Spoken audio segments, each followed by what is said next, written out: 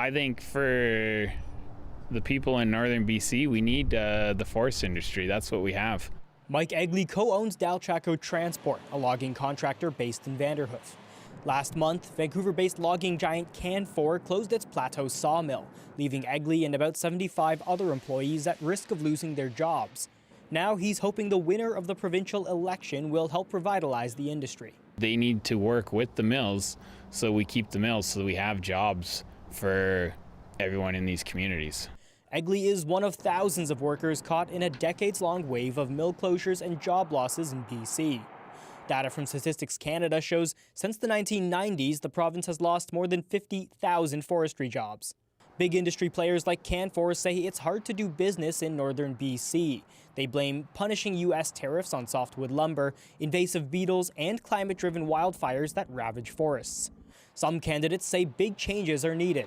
So it is very much overdue time for moving on with progressive, forward-thinking, future policy so that our children will have a future in the forest industry. The BC Green Party plans to replace clear-cut logging with more selective harvest practices and give First Nations more control over forest policy.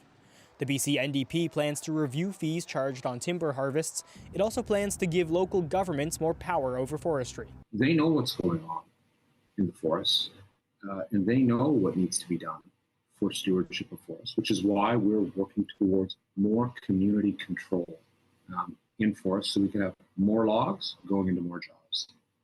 BC Conservative Party leader John Rustad promises to bring down fees and make it easier to get forestry permits.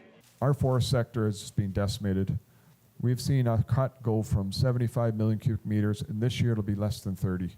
And it's not because wood's not there and available, it's because you can't get permits.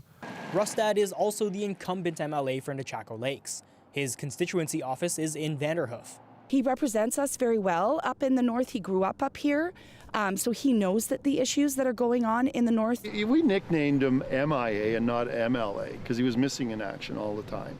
Frankel says Rustad has not yet responded to the town's recent request to speak about its needs. He says the only local candidate who has reached out is the NDP's Murphy Abraham. But Frankel says he will work with whomever is elected.